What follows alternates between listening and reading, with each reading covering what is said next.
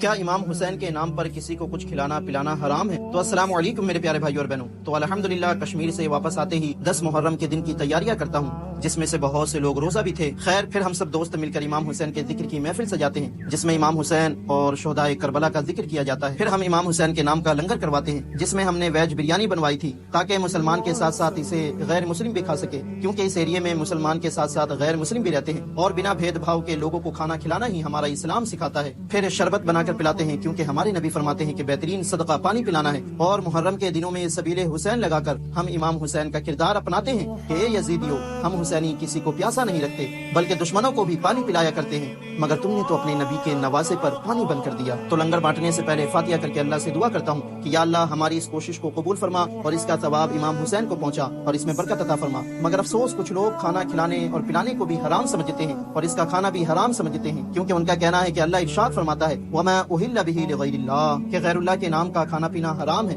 تو پہلی بات یہ کہ اس آیت میں کسی جانور کو غیر اللہ کا نام لے کر ذبح کرنے پر حرام کہا گیا ہے، اور دوسری چیز کہ ان کھانوں کی نسبت اصال ثواب کے طور پر امام حسین کی طرف ہوتی ہے۔ جیسا کہ تم بھی جب بقرعید میں کوئی جانور لے کر آتے ہو تو کیا کہتے ہو کہ میں اپنے نام سے اس جانور کو قربان کروں گا، تو اس کا کیا مطلب اس جانور پر غیر اللہ کا نام لیا گیا؟ نہیں نا، ذبح تو اللہ کا نام لے کر ہی کیا گیا، مگر اس کے ثواب کی نسبت تمہاری طرف تھی، اس لیے تم نے کہا کہ میں اپنے نام سے قربان کروں گا۔ اسی طرح ہم جو امام حسین کے نام کا لنگر یا غوث پاک کا لنگر بانٹتے ہیں یا اسے کہتے ہیں، تو یہ عرف عام میں ہوتا ہے، جس کا مطلب جس کی نیت یہ ہوتی ہے کہ اس نیک کام کا ثواب ان کو پہنچے۔ تو امام حسین یا کسی کے بھی نام پر کسی کو کچھ کھلانا پلانا صرف جائز نہیں بلکہ بہت ہی نیک کام ہے، اور الحمدللہ اس طرح محرم کا دن گزار کر بہت ہی سکون ملا۔ تو ایک بار آپ بھی محرم کی خرافات سے نکل کر روزہ رکھ کر امام حسین کی محفل سجا کر لوگوں کو کھلا پلا کر نماز پڑھ کر گزارے۔ میرا وعدہ ہے کہ اس دن آپ کو بھی حسینیت سمجھ آ جائے گی کہ حسینیت کیا ہے۔